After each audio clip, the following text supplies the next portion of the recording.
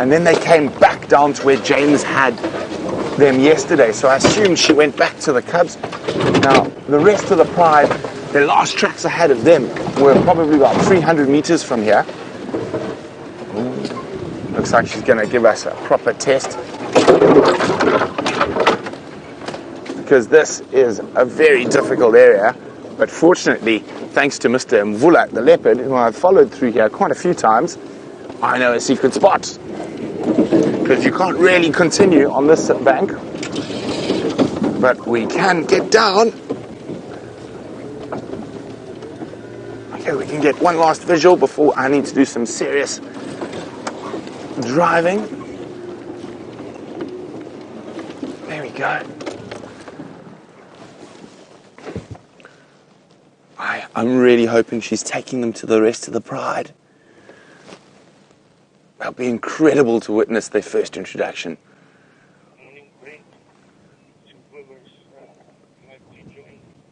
Okay, so while we need to do some serious off-roading here, let's go back to James while I get through this big hole.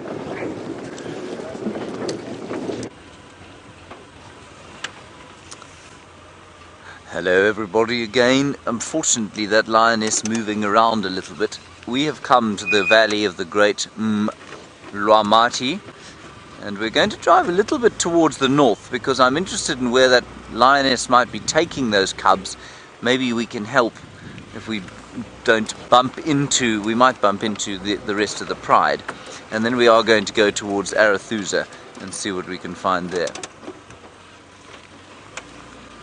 In fact, just quickly look here, it looks like some tracks of Nyala. Very nice, Vim. Eastern side.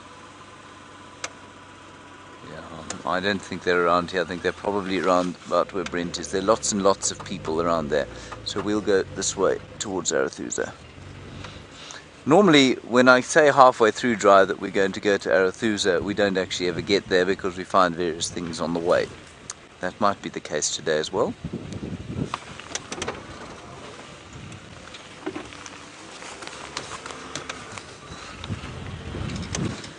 Now these days always start out warmish, 16 and 61, but because of the cloud they never actually get any warmer. So I will possibly have to retain my coat for the whole drive, which is not particularly interesting tidbit of information to give you. The tree, everyone, you'll tell me if we need to link, will you, Vim, is a sour plum, a common sour plum, and I'm just wondering, it looks very leafy, and I wondered if there weren't perhaps some fruits, but I don't see any. It's like a sort of peach, if you like, a peach of the bush. Very sweet to start with and then sour, but it's also got quite nasty thorns on it, and you can often get rather horribly spiked by them if you are picking the fruits too close. Is that alright, Vim? There we are. That is the common sour plum. Ximenia caffra. Ximenia caffra. On we go. We get another one here, everyone, called the blue sour plum, and for those of you in the United States, you'll be pleased to know that its name is Ximenia americana. I don't know why it's called that, but that's what it's called.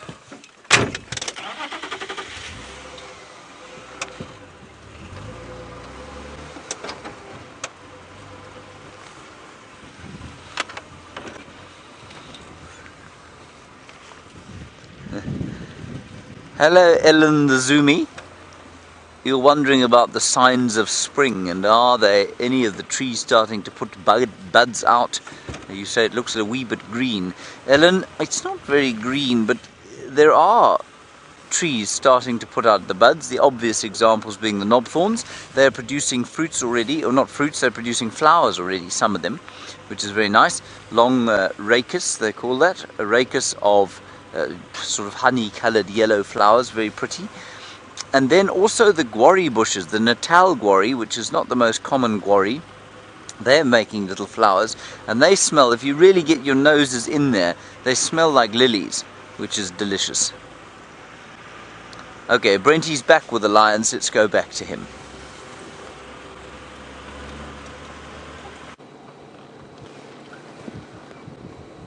So we've managed to stick with her. The little guys actually came charging up towards us. I think this might be a new den site though, just judging by this ravine she's about to take them into. I think this is a good spot for her to leave them. We might be lucky enough. See, I can just make out her ears there. She seems to be checking it. We'll see if she keeps, no, she's going to keep moving through. I thought this might be a good den site because she stopped here, she lay down for a bit, she looked around.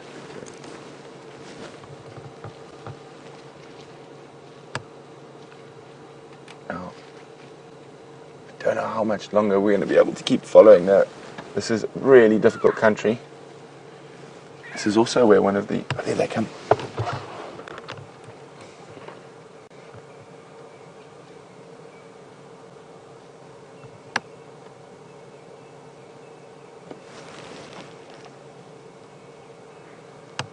So the reason I think she might not be going to meet up with the rest of the pride is just the way she's moving and zigzagging in and out of the drainage lines. If she had crossed and continued through to the south, I think she might be looking for the rest of the pride. But at the moment, I think she's looking for a new den site for those little ones.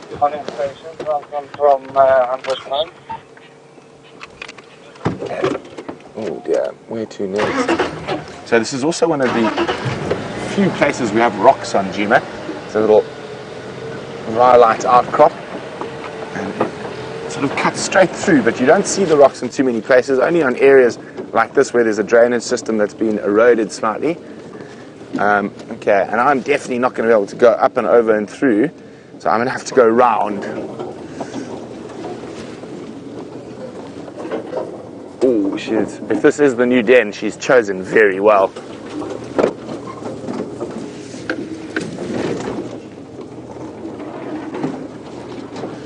Okay, so while we try to find a way around to where she is, what did you see? Oh, let's go see how James is faring.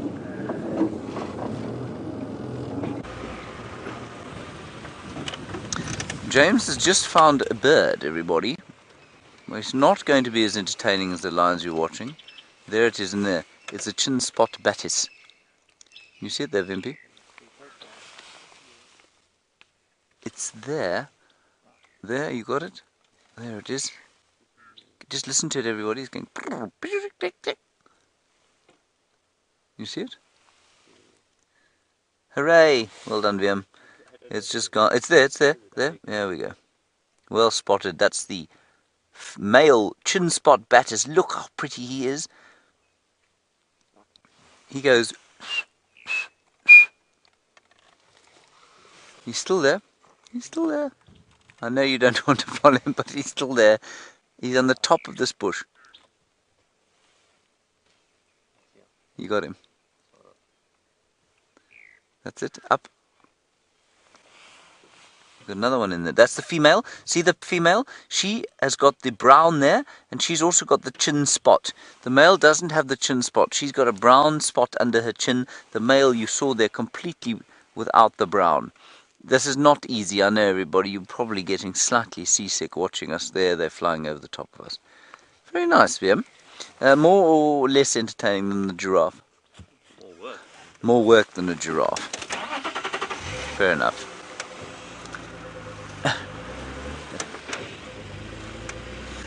Right, on we go. See what else we can see.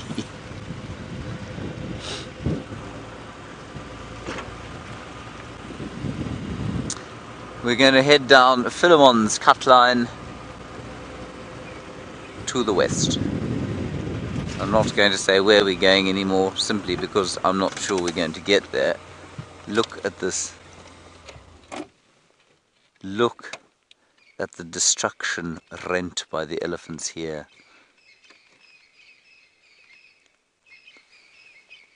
See that?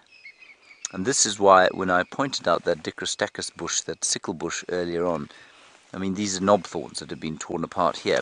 But when I pointed out those sickle bushes, you can see how, in the absence of elephants, the vegetation would be just a completely different shape. It might be quite a nice bit of chewing gum we can get there.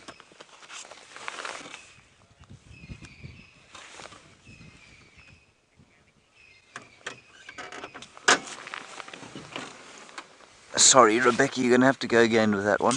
I was just listening to the Game Drive radio. Andrew, from Vermont. Oh, are elephants the only animals that damage trees? Oh, they're the only ones that are able to do this because they're the only ones that are big enough to do this sort of thing. But the rest of them, no. No other animal is able to do this kind of damage because they just don't have the strength. This has been cut off by a saw. Now, what we want to try and do here, everyone, is find a piece of relatively moist bark that we can then chop and eat, because it's actually pretty good eating. I think this is probably a little bit old, though.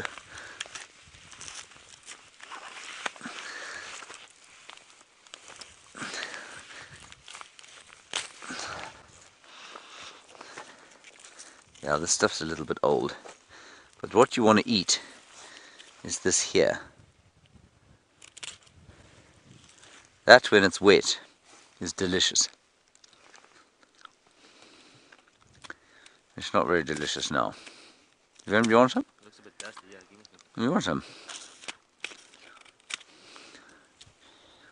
Get him a good piece, everybody. He'll complain bitterly that we're discriminating against the camera department if I don't get him a good piece. On Sobium. Glad you're listening to the meeting.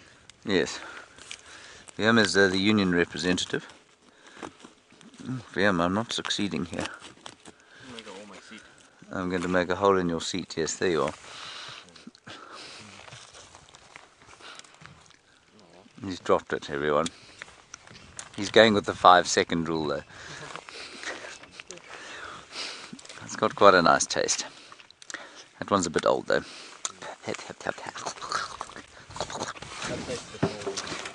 Tanniny.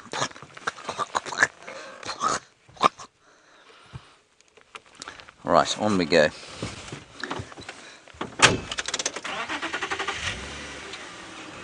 See if we can find another chin spot batis.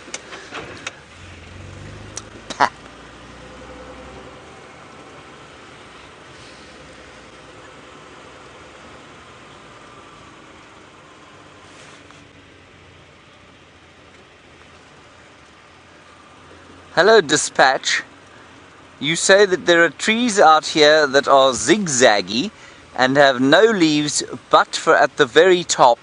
Do I know what they are? No, I don't.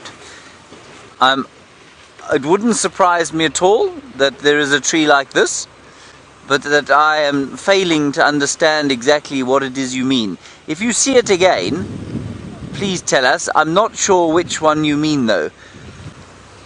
And when you say zigzaggy, do you mean at a small scale or on a large scale? So if we look at the individual branches, are they zigzaggy? Or is the whole tree quite zigzaggy? Sorry, Dispatch, I'd love to be able to help you there. But I cannot. There is the ziziphus tree, the buffalo thorn, which has a zigzaggy branch. Oh, look at that, VM. Our cup runneth over again with impala.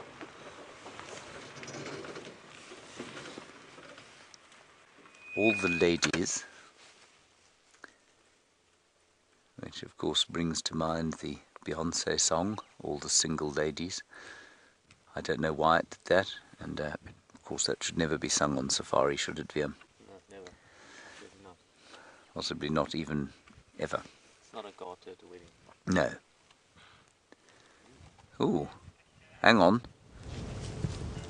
There's an impala alarm calling across the way.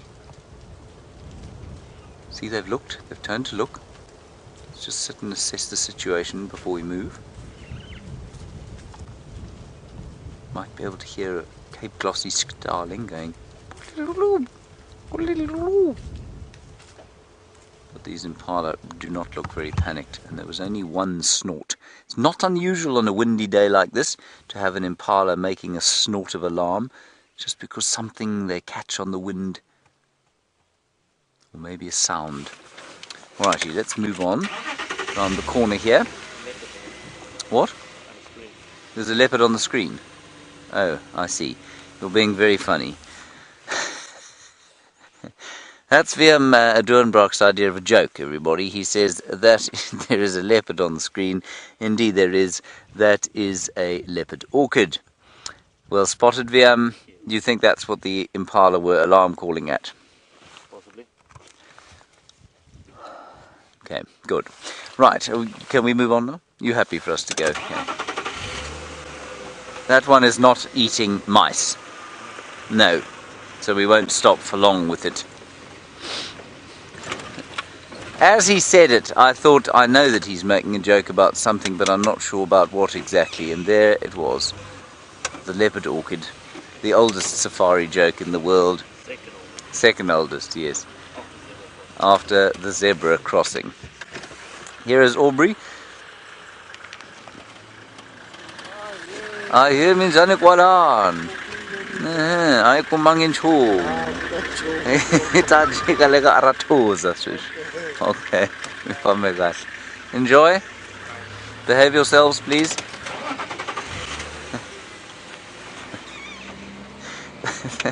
They looked deeply shocked by my presence. Didn't they, Willem? They weren't very friendly to us. Aubrey's always friendly, but his guests looked a little bit bemused. Maybe they're celebrities.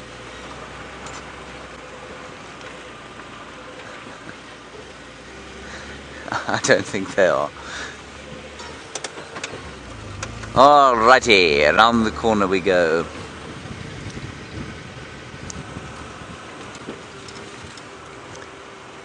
Hello Rachel from Israel. I think my answer to this question would be the same as just about everyone else's in this area. Our favourite plant to eat. Well, mine, I'm going to ask Willem first to see if my prediction is correct. What is your favourite plant to eat? Plants growing here. Plants growing here. They don't have to be leaves, remember? Oh, alright. I was completely wrong. I was going to say marula fruits, which are very delicious indeed. If we're not talking about fruits, then ziziphus would definitely be the best plant to eat. Would you rather have marula or ziziphus, Willem? Marula's better. Marula is much better. So Willem said ziziphus, everybody. Ziziphus is the buffalo thorn. It's very good eating if you like salads and that sort of thing. It's not very sweet, but it's certainly edible. And yes, I would eat that over just about any other leaf here. But there's some very delicious fruits out here, and one of which, of course, is the marula fruit. And in January and February, in a year of good rain, we get very nice fruits from them. Very poor harvest there was this year on account of the drought. But on that, on that subject, and I've said this before, it's actually very, very difficult. There's a batelier, Willem, flying over there. It's very difficult out here to survive if you don't eat meat. So it would be almost impossible, I think, to derive enough nutrition from this landscape unless you could hunt. Eat the odd bird, eat the odd impala, that sort of thing. There are some tubers you can eat, there are some leaves you can eat, and there's some fruits. But there is not a great swathe of natural vegetation that is edible here. And the soil is particularly poor for agriculture, as we watch that unbelievably skillful bird floating on this north or southwesterly breeze. Isn't he amazing? That is just it's so special.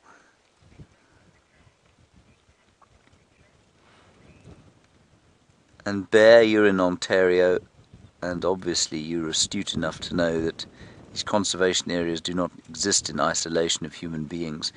And our western boundaries, of course, we have an enormous number of people living. You want to know how the drought is affecting them? The answer is quite severely. They do struggle a lot, mainly the cattle.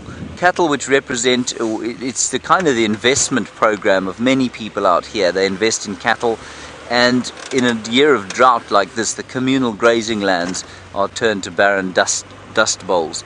And because there are fairly unsophisticated methods of crop rotation and herd rotation, and nobody's actually in control of any of the communal land, it's a real tragedy of the commons situation where the cattle are starving. They're starting to starve, where the buffalo exist in this area probably in a greater density than the cattle exist outside, but because they live in a natural system, they're able to survive, whereas outside there, they really are struggling.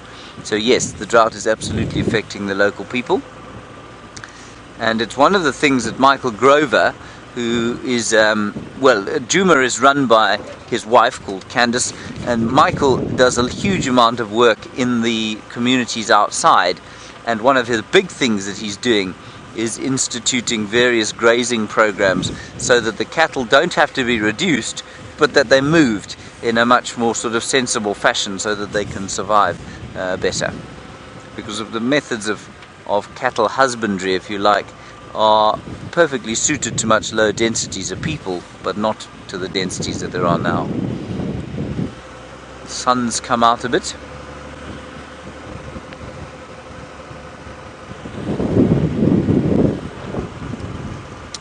Mobile paddy, absolutely. We talk a lot about would we interfere in a drought, would we interfere with animals who are struggling with the drought, and you say if the endangered species of this area, so cheetah, wild dog, and perhaps the two rhino species, the white and the black rhino, if the drought became so severe that it affected them, would we intervene? I suspect yes, but remember that for wild dogs and cheetah, a drought is actually a time of boon. It's a good time for them because the herbivores become weaker, and so to a certain point it's actually quite a good time for them. They eat more than they would normally. Now that doesn't maintain. Once the drought becomes so severe and the number of herbivores drop and the nutritional content of the herbivores that the predators eat drops, well then obviously everyone's going to suffer. But for the moment, cheetah and wild dog, I suspect you'll find are having quite a good time of it, especially as they're able to hunt through bush like this. Rhino, I guess a different situation, and certainly were the rhino poaching numbers not to drop substantially and the drought to persist in this area and to the point that it started to hurt animal species like rhino, then I think you'll find that there would be an intervention, certainly perhaps of salt licks. I mean, it's very difficult to feed a rhino or a population of rhino in an area as vast as this, but I'm sure that somebody would come up with some innovative plan for how to help them.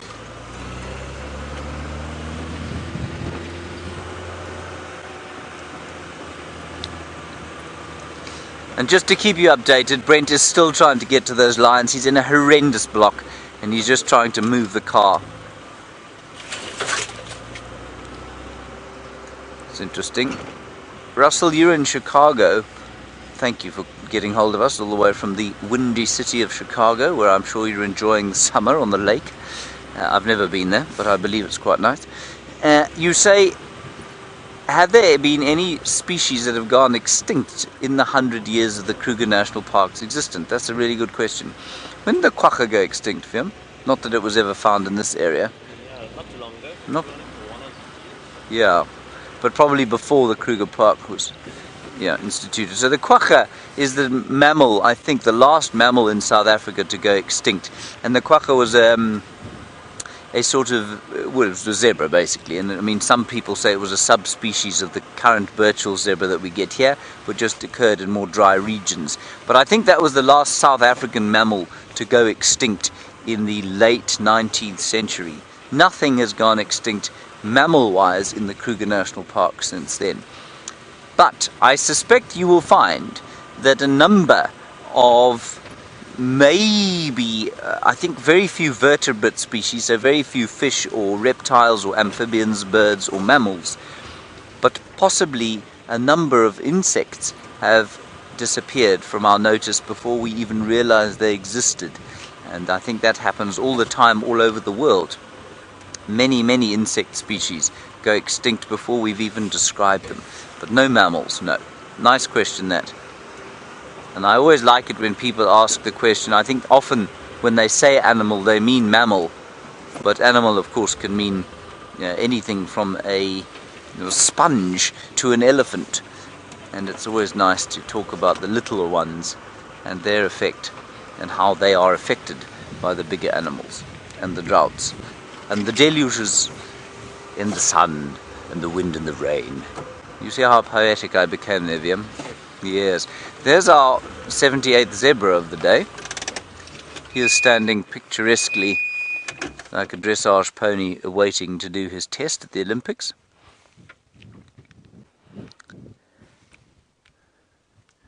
What do you think he's thinking about, Viam?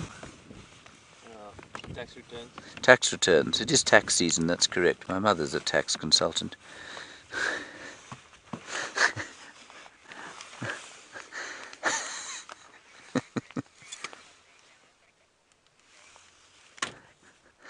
Hello, Miss Lynn, as we consider the machinations of the tax man. You say, why is it that zebras' manes do not lie down like horses' manes? It's because they store fat in their necks. I'm pretty sure horses do as well, but possibly not as much. And they store fat there, and what that fat does is hold the mane in place. Now, whether they have that mane standing up because of the fat, or whether they have the fat there in order to make the mane stand up, I'm not really sure.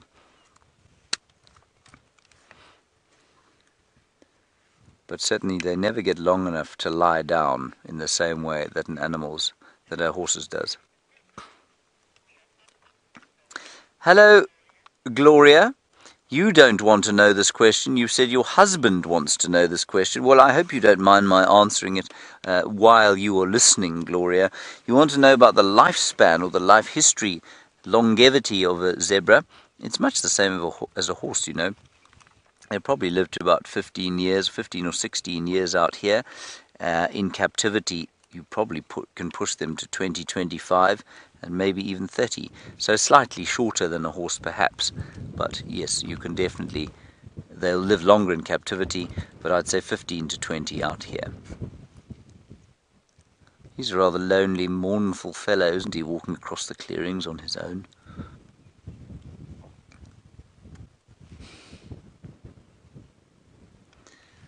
I wonder if he spotted Tingana eating some mice. Do you think he has, Liam? I hope so too. He'd be quite relieved if Tingana was eating mice and not him. One more thing I'm going to ask you to show everybody, the Senegal lapwing on the ground there. There it is. Really nice picture of the Senegal lapwing. They had a little nest on these clearings a little while back, but unfortunately I'm not sure that the eggies ever hatched. I think they were probably eaten by a mongoose. Right, we haven't had enough of the Senegal lapwing. Let's carry on. Arathusa beckons not far from us now. Oh, a blacksmith lapwing. Liam, that is very ornithological of you.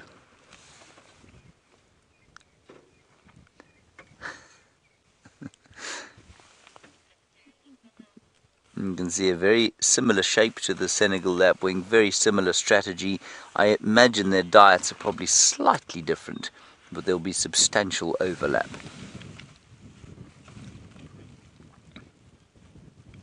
Just to keep you posted, Brent's still looking for the lions. He got a little bit, I don't think stuck, but certainly the car was struggling to get through a particular area. So they are still looking very carefully and trying desperately. There are a few of them there, trying to help out.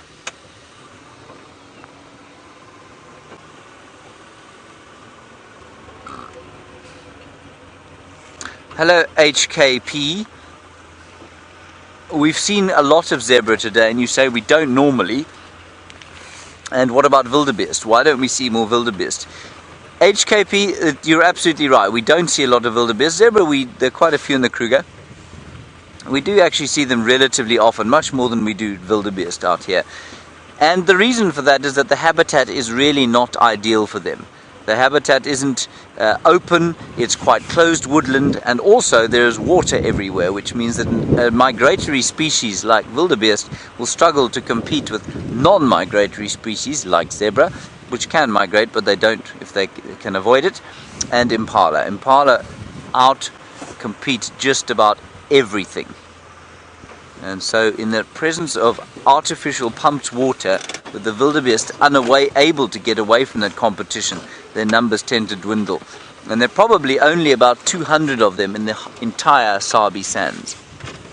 Many of them were living on Djuma until this sort of middle of the drought. And they moved sort of south then towards the Sand River, I think. There are probably quite a few around there now. Right, this is the boundary between us and Arathusa. So we have almost made it to Arathusa. And Morning Glory, you say, where are all the buffalo gone? Well, this area never been big for buffalo herds. We do find them every so often. And the buffalo bulls have definitely been something of a mystery to me. I think they're all on Buffelshoek. I think there's a lot of water there still, and I think instead of lying around the pan at Djuma, which I'm sure they will do again, I think they found alternative water up on Buffelshoek. Gosh, the wind is blowing and the car is a-rattling. Here comes a car. This is a horrible noise. Sorry everybody.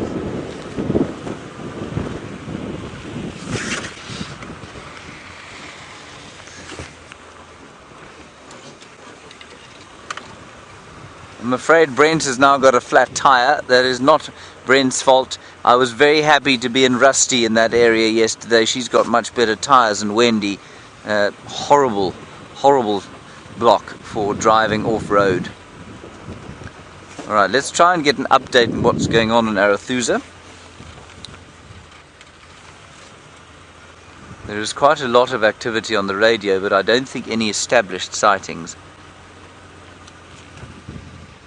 Right, I'm now going to speak. Morning stations, Arathusa, any updates for the morning? I'll keep you posted.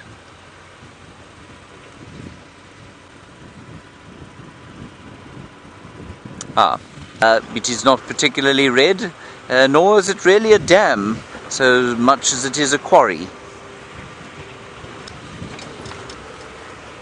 But when you call something red, it always gives it a kind of gravitas. Then, there is our second grey go-away bird sighting of the day. Ooh, two of them. A couple, possibly courting. Ooh, Vim, can you see over there? It's a fish eagle sitting on the side of the dam wall. That's fantastic. It's looking down, obviously, to see if there's some fish. Now, what's interesting here, we will move round, is that a fish eagle, somebody said to me yesterday as we were walking out, Connor said, do they only eat fish? How do they survive at a time like this when there are no fish around? They also scavenge. Now, I wonder if that bird isn't thinking about scavenging on something in the dam. Let's go and have a look. It's a big fish eagle, and for those of you who don't know, and perhaps our new viewers, the same genus as the American bald eagle, looks very similar, not nearly as big.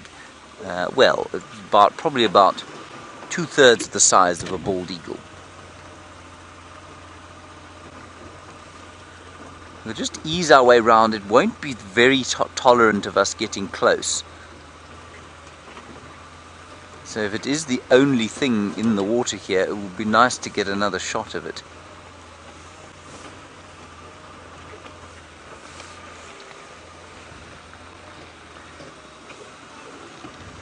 Of course, Rusty's brakes will probably make that horrible squealing sound as we get into a position.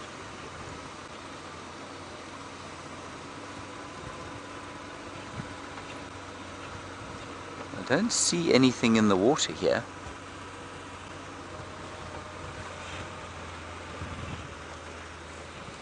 There we are. That is stunning. Isn't that nice, Vimpy? Are you sorely impressed?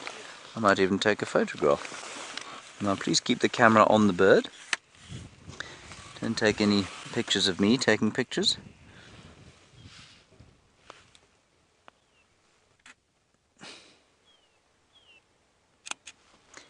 Yes, look, it still looks like it's 35 miles away, even with a 300mm lens. With your super zoom there, you've got full frame.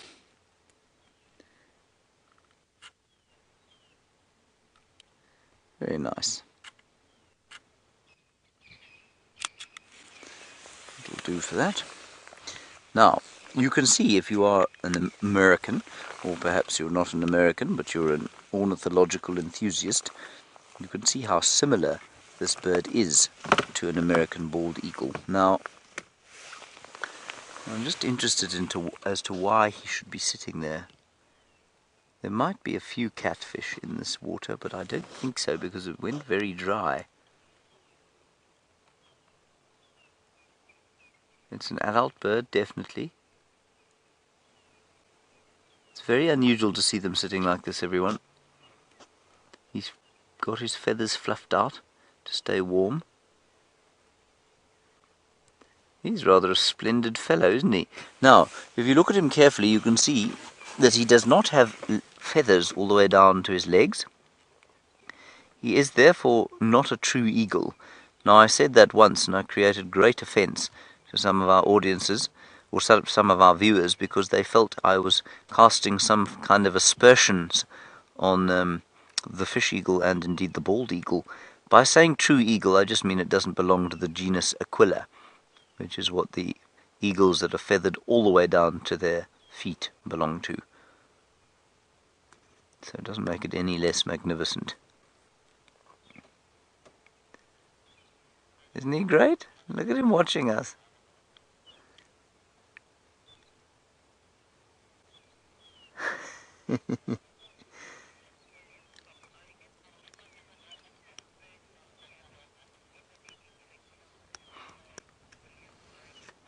Sorry, William in Oregon, that radio is going a little wild in my ear. You want to know if something has ever led me to a big cat or a kill.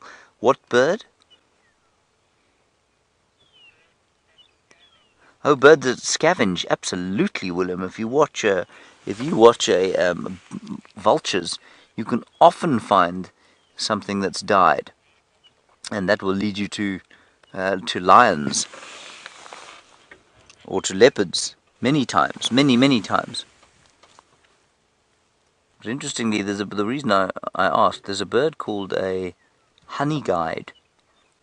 And the honey guide is renowned for leading people to honey, but it's also renowned for leading people into snakes and into predators, which is quite interesting. And I've never been led into predators by a honey guide, but people like Herbert, for example, who've spent, basically their whole lives in the bush, and they will follow honey guides because they want to get honey, has said that they will lead you to snakes sometimes as well. So that's why you have to leave some of the honeycomb with the larvae in it for the honey guide. Otherwise, the next time he calls you, he will lead you to something that might do you harm.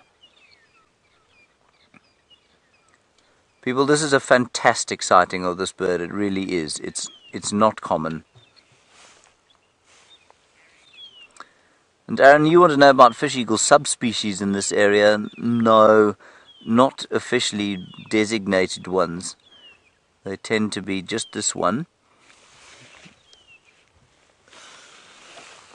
It's lovely light now diffused through the grey clouds. I'm just going to open my bird app.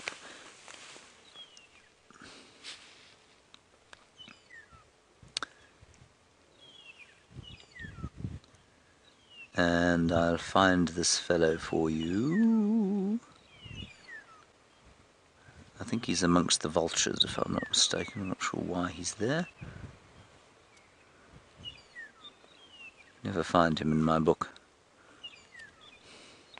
There he is. Now, he belongs to the...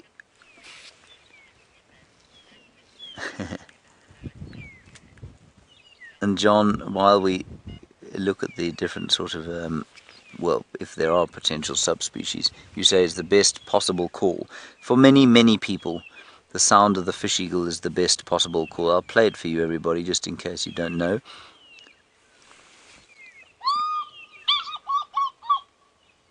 Isn't that lovely?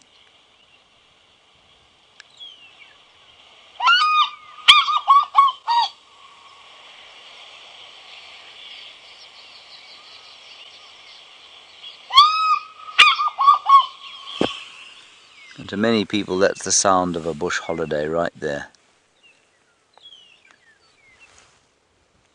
He looked a little confused by that. Looked up.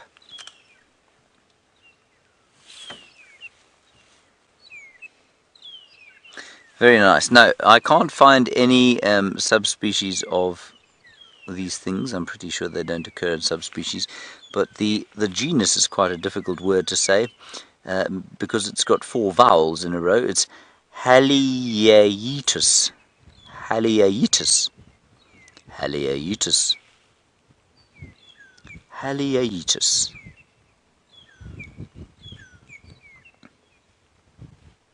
I'm just going to just quickly check what else they've been seen eating. Because we know they eat fish, obviously. We also know that they eat, they will scavenge a bit. Specializes in fish, yes, we know that, don't we? Fish, fish. Oh, and they will kill birds. I've seen them killing flamingos, actually. I've seen one fish eagle taking flamingo chicks. They will also eat other birds like red-knobbed coot, reed cormorants, which you get here, darters sometimes, grebes, and even white-faced ducks. That's quite interesting. So they will take birds. Quite a few other avian prey. Alright, Brent is mobile again, everybody. Let's go and find out what the story is with him and whether he's managed to re-find those little lion cubs.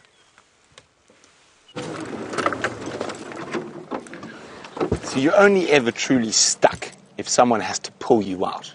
If you manage to get yourself out without outside assistance, you are not stuck. You are just temporarily unable to move your position. But we had to jack up and put rocks under the tire. We had one tire that was off the air, or in the air. Oh, and all the vultures are waking up, the ones we saw a bit earlier. Now, while we were stuck, that lioness disappeared into that same ravine we were stuck in, but a bit far from us. So we're back on the edge of the ravine, trying to see if we can see her. Ephraim is looking from the other side, so hopefully we find the next Inkahuma den.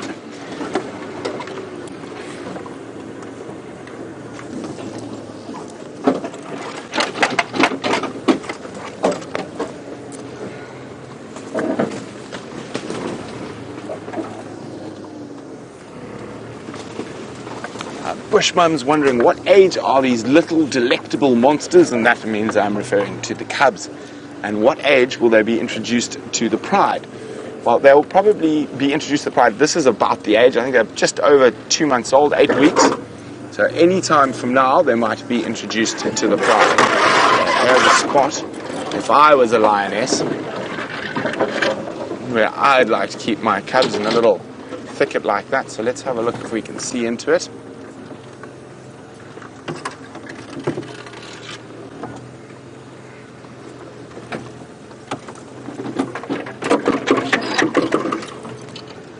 I also just want to go right down into the base here to see if her tracks pass through. We okay there, Xander?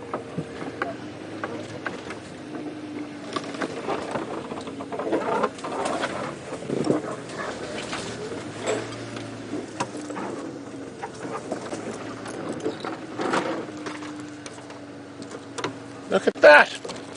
A bush willow about to flower. Oh, that's probably only because it's on the river system, so there's underground water here. Okay, let's see. Are we okay? Okay. So anywhere around here is an ideal spot for her to keep her cubs.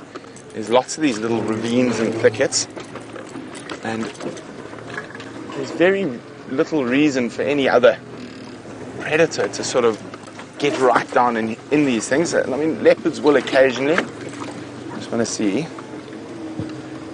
if there are any tracks here. Interesting.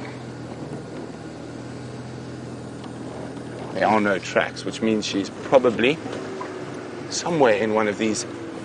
I mean, there's a perfect example of what an area lioness would like for her cubs. So while she's away, they're going to be able to crawl into that massive fallen vegetation and be almost invisible once they're still. But we're going to give it a few more minutes trying to find her. Otherwise, good on you. Good on you, Miss Nkahuma, for finding a very good spot to keep your cubs. Now, this female has chosen some of the most inaccessible spots to put her cubs.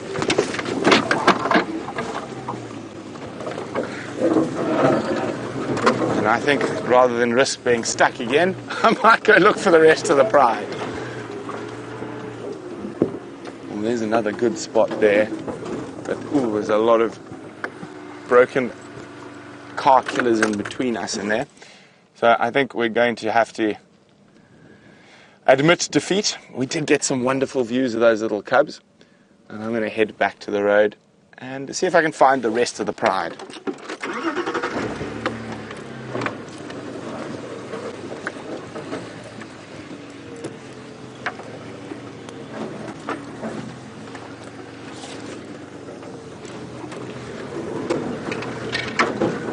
Okay. Hi, Lauren. Dobbs? Lauren says, how do the cubs know to stay at the den when the lioness goes hunting? Well, Lauren, I think a lot of it's based on instinct. She will also reprimand them if they try to follow her. It's a nice tricky area. Thorns. Really nasty thorns. But I think, we have succeeded in not impaling ourselves, or nearly impaled myself on the area. Oh, next set of thorns. And then we're in the clear. Okay, sorry about that, Lauren. I just decided that I didn't want to be at one with an acacia nigrescens or a knob thorn.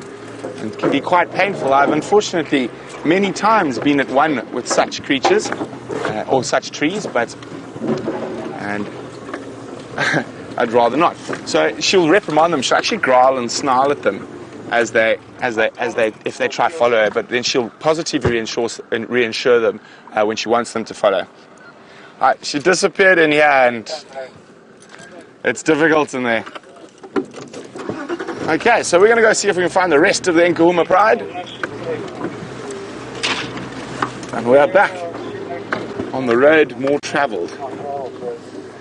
So the tracks of the other females off to the west of us, so we're going to head there. Sure. Well, at least Xander and I got our morning exercise, lifting rocks using jacks.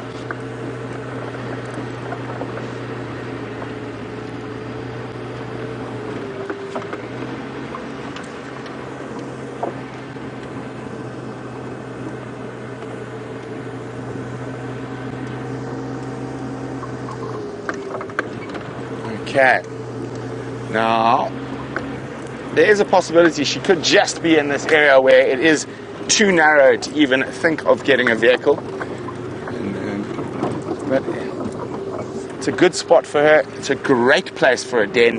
You've got Buffalo's Hook waterhole, not even 500-600 meters away. She's got access to water. It's a good area to hunt in. Just want to check one last place, see if her tracks cross. So she might have come through here. Now there's about 3 or 4 little steep ravines below Guarri Pan, all ideal spots to keep your cubs. I'm just double checking that her tracks don't pop up across the road. I'm pretty sure they're not going to. I'm pretty convinced she's going to be using one of these inaccessible spots to keep those cubs.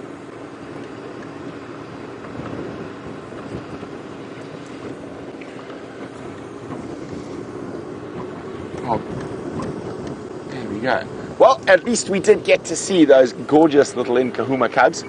Now, the next question is, where's the rest of the pride? I think they're that away. And we're going to go have a look that away.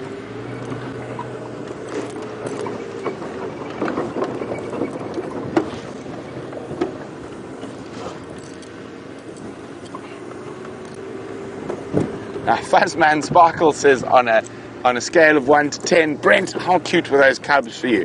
They were a 24. They were just absolutely adorable.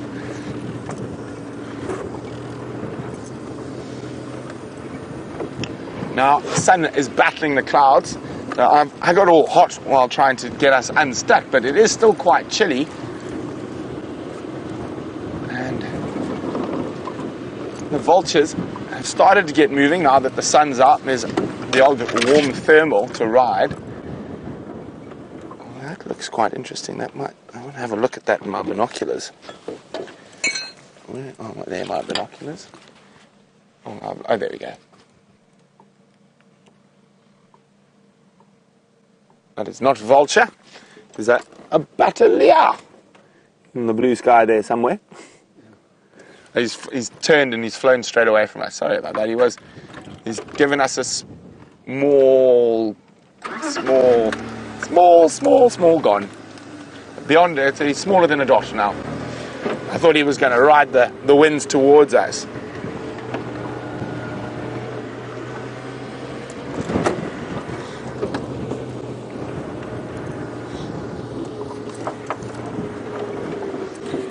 Now, we've just seen that lioness move den sites, and Sharon in New York's wondering how often do lions do that? Now, Sharon, it completely depends. So there could be outside circumstances that cause her to move the den, the presence of a new coalition of male lions, an unknown a group of female lions, lots of hyena presence. So those are factors that might cause her to move her den. But normally, now that they're a bit older, she's going to move them more frequently. When they're younger, it's normally they can actually stay in the same den for 3 weeks, 4 weeks. But normally now it's going to be a couple of days, 3 or 4 days, move 3 or 4 days. Although I'm very convinced that those cubs, we're going to be seeing them with the rest of the pride in the next 10 days or so. They are getting to that age, about the same age as where the other cubs were introduced to the rest of the pride. Oh, I managed to, there we go, that's better. Oh, hello. Sneakily, silently moving through the bushes.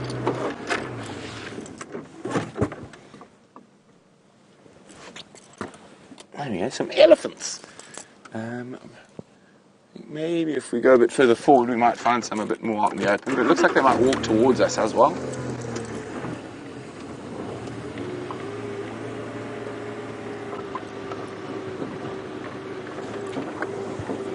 There's a nice little clearing here that I'm hoping they're going to meander into.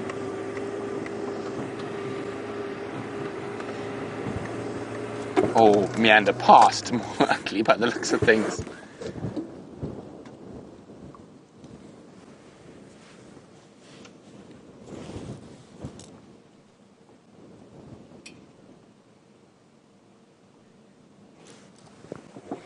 Now, elephants have the longest gestation period of any mammal, and Michael's wondering why. Is it because of the size of the baby?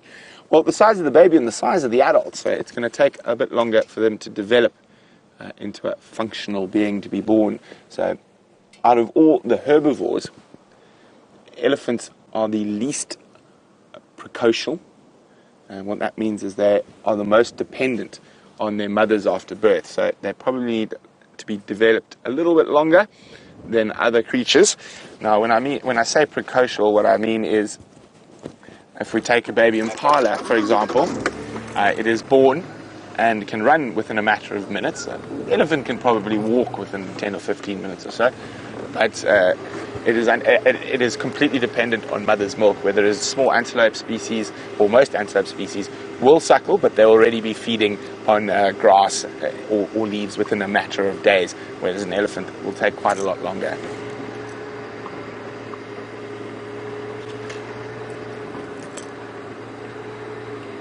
So Jason Curtis was actually wondering that. Well, the reason that an elephant baby doesn't need to be running or eating using his trunk minutes after birth is because he's got the protection of the largest land mammal in the world. Now, that massive female and the herd structure will defend that baby against lions and other things. Where there is a little impala, it needs to be able to run within minutes of birth because they are literally one of the favorite snacks during the summer months for hyenas, for lions, for wild dogs, for leopards, and they need to be able to have that defense mechanism to be able to escape.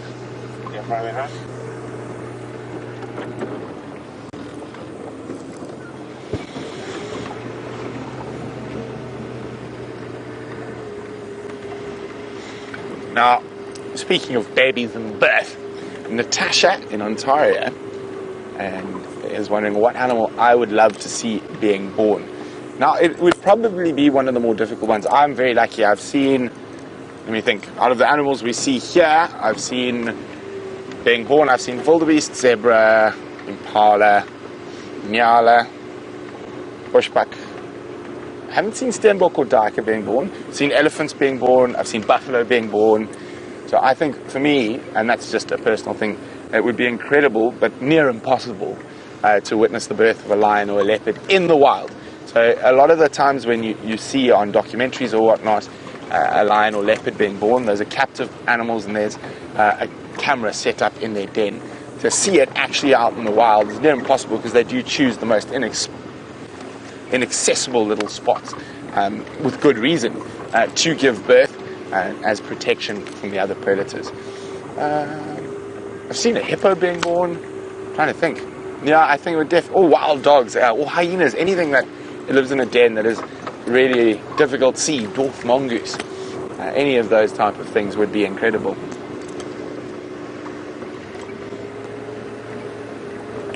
Okay, so I'm going to head a bit further to the southwest, where I think the rest of the Nkuhuma Pride might be. And while we do that, let's go see what Commander Bond is up to.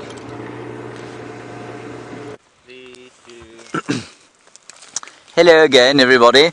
This is a better version of what I was trying to show you earlier. I was trying to show you the knob thorn. This is a red thorn, and the red thorn makes a really delicious inner bark, if you can get it. Ha ha ha ha. Yum? You and I is in luck. Look at that incredible piece. Watch this. Ha!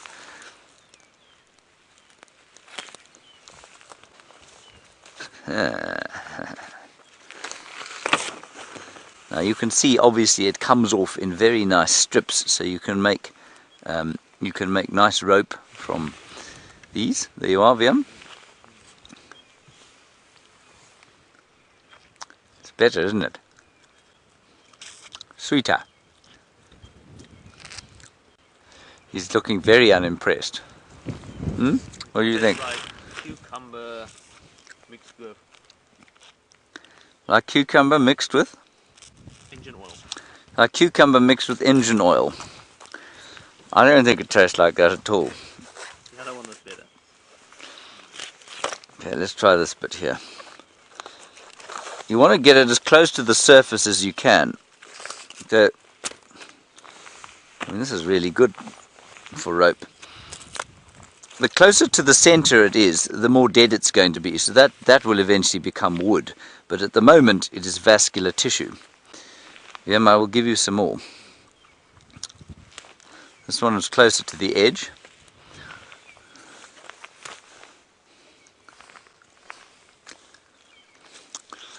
It's not the best one I've had, I must say.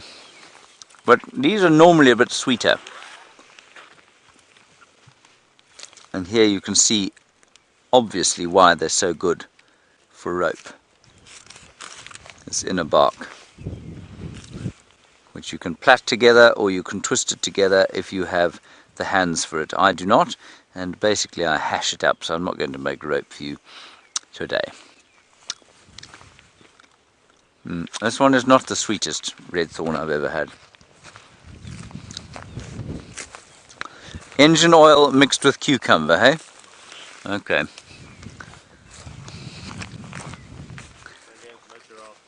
No giraffe. I'm not a giraffe. You're not a giraffe. No, you're not, VM. You are inescapably shorter than a giraffe, as am I.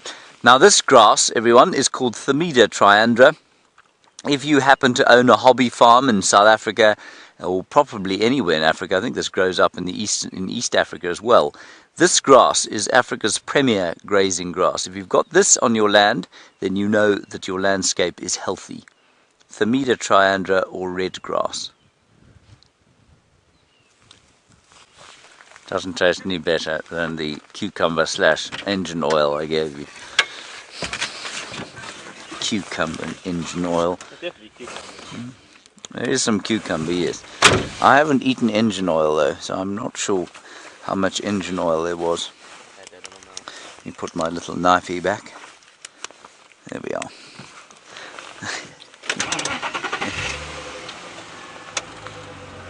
Oh, Brent seems to have found a great mixed herd of marvellous antelope.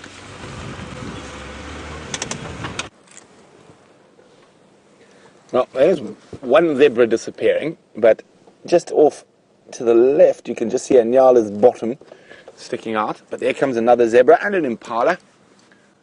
Our zebra moving through the drainage system, heading probably out to the crest. Oh, we actually have 4 species here. Oh, the other one's going to be so hard to see. It's disappearing. There is an impala, a nyala, a bushbuck, and a zebra. I'm going to try to see if we can see.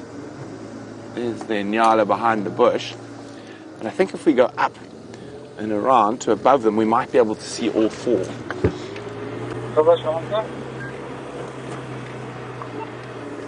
Okay. Okay, so zoom above the impala, to the left a bit, center screen. There we go, number 4. Not the best sighting, but there is a bushbuck there. And then if we go a bit further forward, we've got the impala in the foreground, the zebra, and then the nyala. There's an impala ram, and to the left, and a nyala bull. Now, there can be quite some confusion to which antelope are rams and ewes and which antelope are bulls and cows. So basically the nyala is the cutoff point. So everything smaller than an nyala is a ram and a ewe.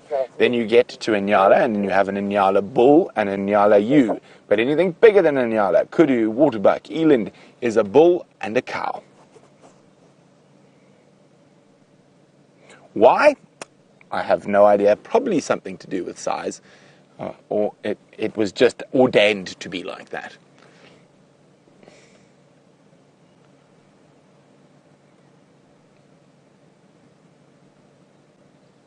You just impala just sunning himself. Still quite chilly, strong wind gusting about. So the animals will be on edge. You can see constantly listening and looking. Don't want to be caught unawares in this gusting wind by a predator. Well, the nyala and the impala and stuff seem to be looking further down the drainage. They could be spotting another impala, oopsie, or another nyala, but I think it's worth going to have a look. So, Nyala Road South is one of my favorite roads, as we get to sit above this very deep section of the little river system that runs from Buffels Hook. Now, what are you staring at, Mr. Nyala? Are you staring at another antelope, another zebra, or could it be something a bit more fearsome?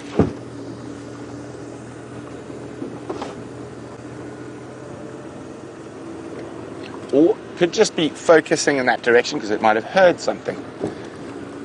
So let's have a look from up here.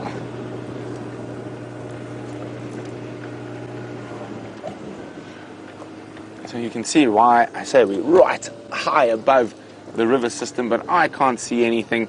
I think that in Nyala is has been eating some hallucinogens. So while we continue to check down in Nyala Road South, let's go see what James has got. Apparently it's quite big.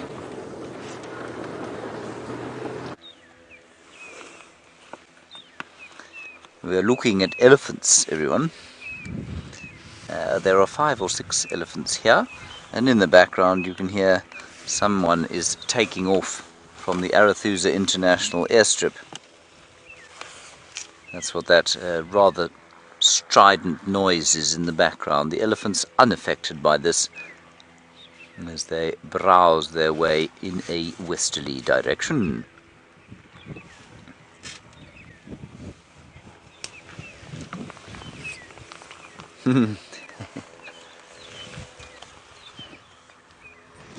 Zoe, I think you've asked a very good question here about boredom and animals, and do I think they ever get bored, and have I ever seen animals being mischievous because they're bored?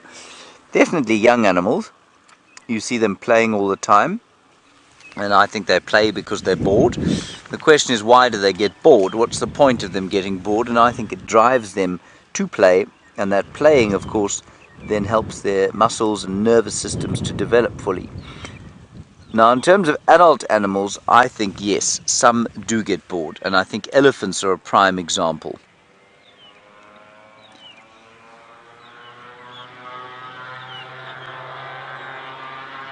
There goes the aeroplane. Just going to wait for it to take off before I continue talking.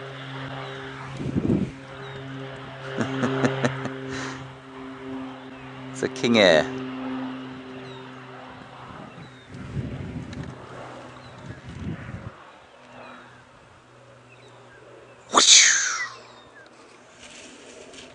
Ooh.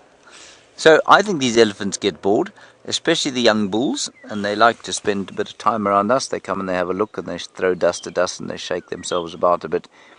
They pick up, certainly elephants also pick up rocks and carry them and then drop them. And so often you'll drive along and find a big rock in the middle of the road, and then and you'll wonder how it got there. Now, for many years I used to wonder this, until I saw an elephant bull, big elephant bull, real sort of 45-year-old adult, carrying with him an enormous rock, cradled in his trunk, and then he dropped it on the road in front of him and just carried on going. So yes, I do think they get bored. And I suppose we were talking about intelligence a little bit earlier. I suppose the animal that is capable of the most abstract logic is likely to be the one that gets most bored doing the same stuff.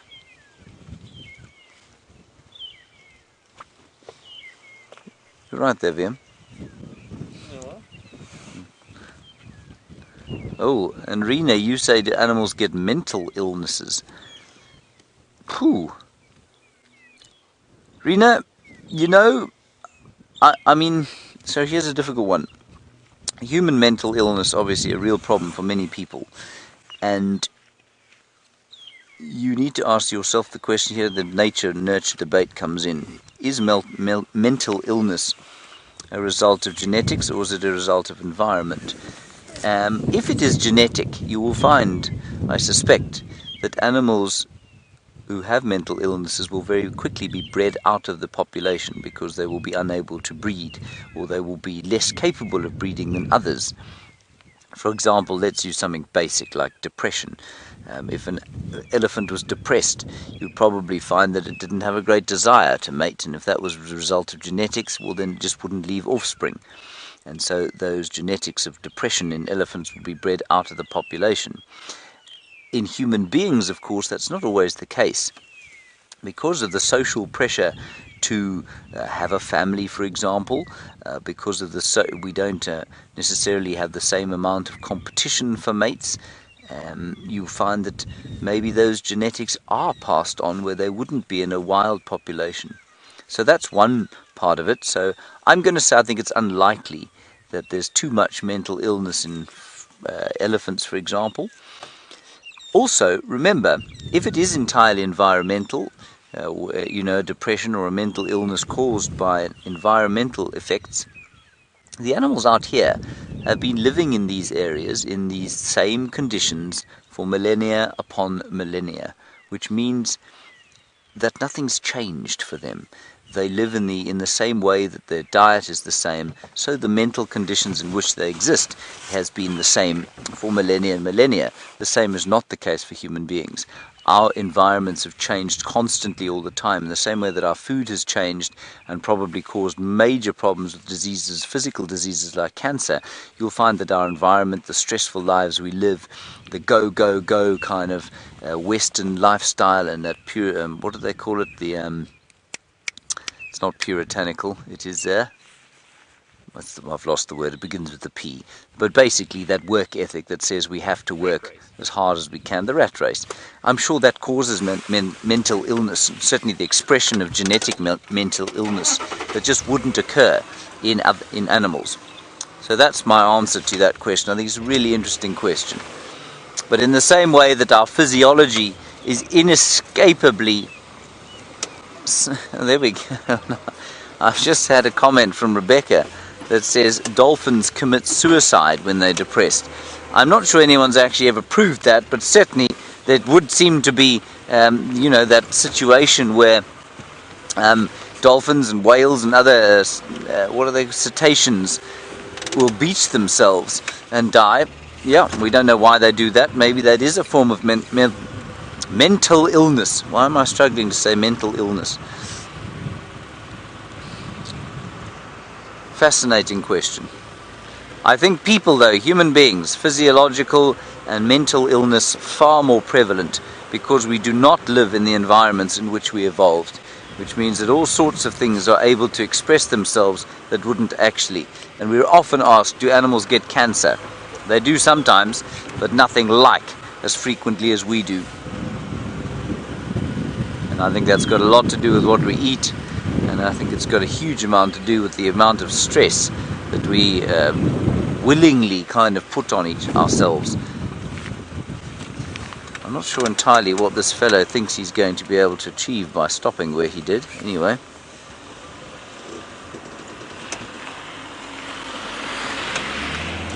We are on the Arathusa main sort of driveway, if you like, so that's why there are a couple of cars driving up and down here.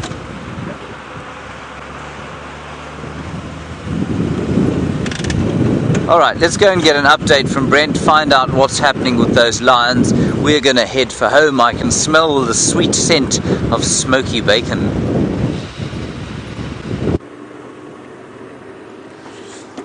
So there are no tracks of those lions coming out of that area. So they either flew or they're still in the middle of those impenetrable river systems. But hopefully they're going to make their way out during the sunset safari. But so absolutely wonderful to have all the nkuhumas and cubs spending most of their time on Djuma.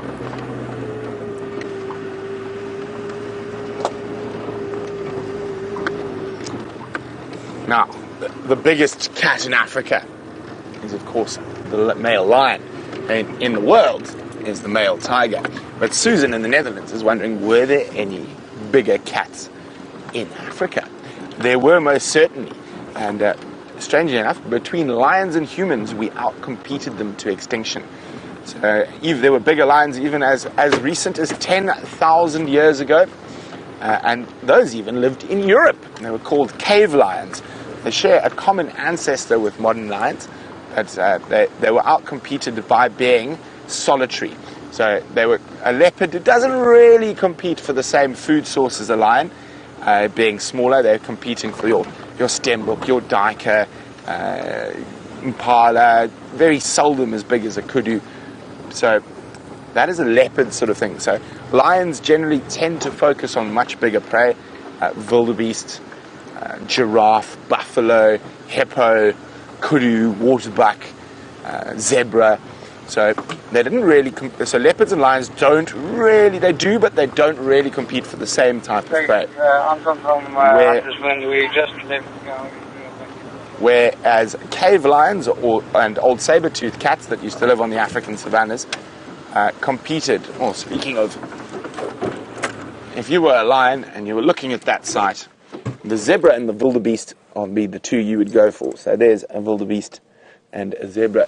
A lone wildebeest bull hanging out with the impala, and a lone zebra stallion also hanging out with the wildebeest and the impala. Now, more eyes, more chances of seeing lions. Oh, we've had some nice mixed groups of antelope today, and zebras. But talking back about the giant lions that used to live in these parts. So, as I said, they didn't go extinct that long ago.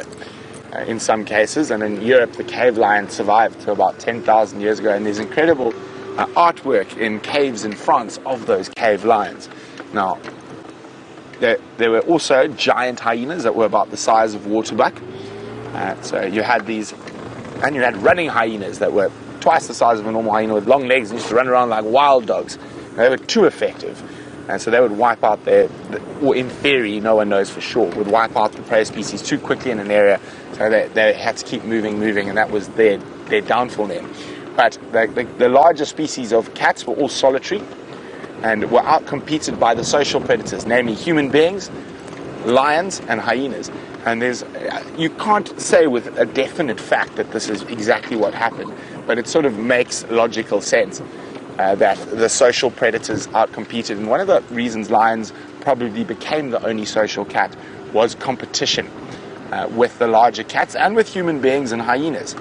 Now, the giant hyena was also a solitary animal from the fossil record, the fossils that can be found, and just the general makeup of it. So, in terms of hyenas and lions and apes, it all became far more sensible to be a social animal. You're able to cooperate and able to take down bigger prey, be able to, in our case, forage more. So yes, Susan, to answer your question, I know I've gone on for a bit, there were definitely much bigger cats, but they became extinct.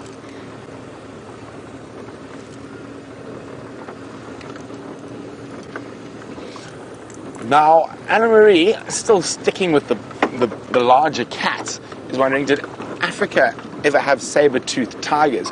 Well, I think the saber-toothed tiger is sort of a human construct. It was more likely what is referred to often as a saber-toothed tiger is actually a saber-toothed lion, or a panthera relative.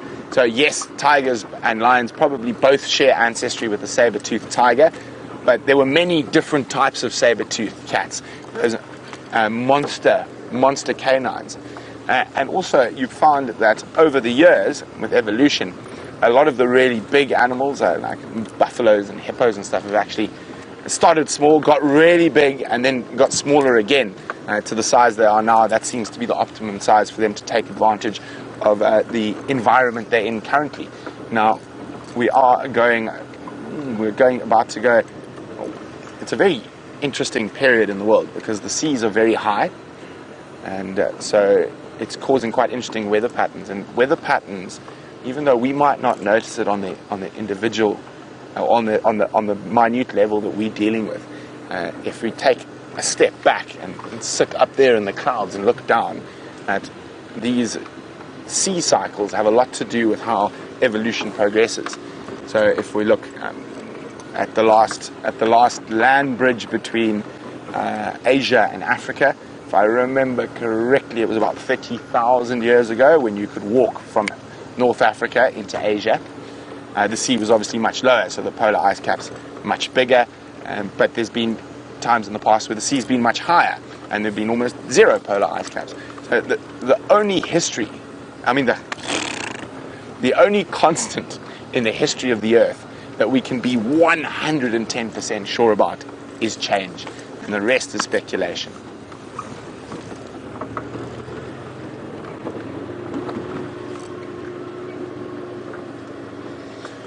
So we are going to start heading towards our breakfast. It's been absolutely fantabulous having you on the Sunrise Safari. Zander, aka Eggsy, and myself have thoroughly enjoyed being stuck, looking at lion cubs, and just having you all along on the adventure. Just to let you know, Jamie's off on leave today, so you're unfortunately going to be stuck with James and Brent for the next 2 weeks, but we will try our best to keep you entertained. But from myself and Eggsy, we'll see you on the Sunset Safari.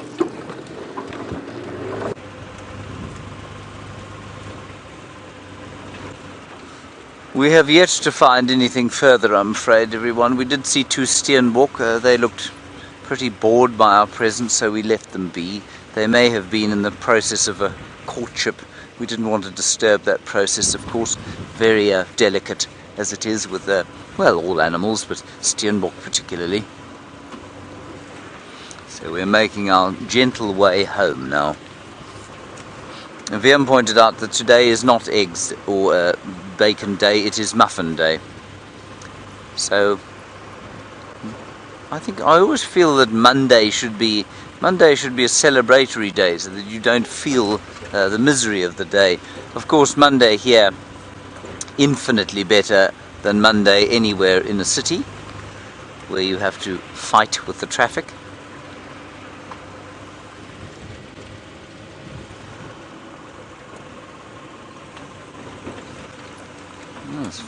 Another great question.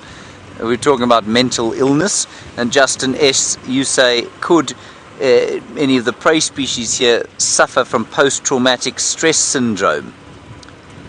And because they're constantly sort of being chased and under threat. I'm going to say possibly, but I'm going to say again, less likely than it is for human beings, because nothing's changed out here.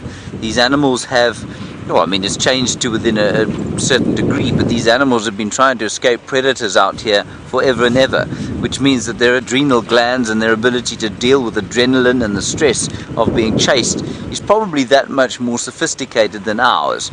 That said, let's look at those 2 buffalo that were nearly killed by the Nkuhuma pride fairly recently. 4 lions trying to attack you, raking their nasty claws across your back and over your thighs, and then leaping on top of you and biting your back.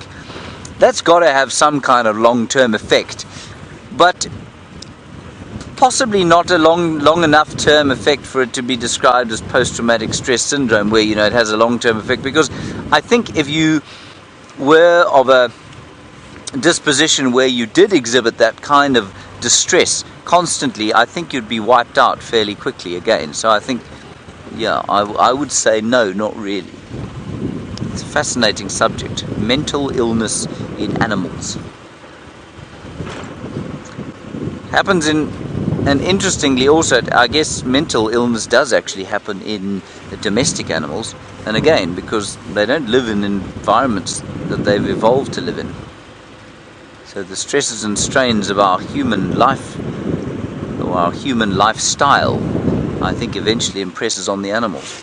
And that's also, of course, there's lots of inbreeding with fancy breeds of dogs and cats, which renders them, well, less genetically robust than others, I suppose.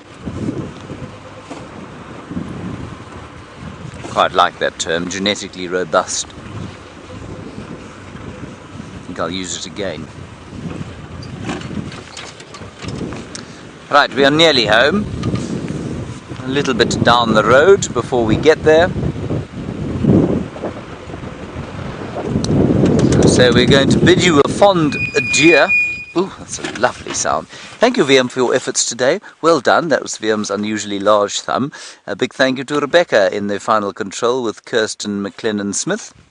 They well, thank you. Yes, Rebecca says it was her pleasure.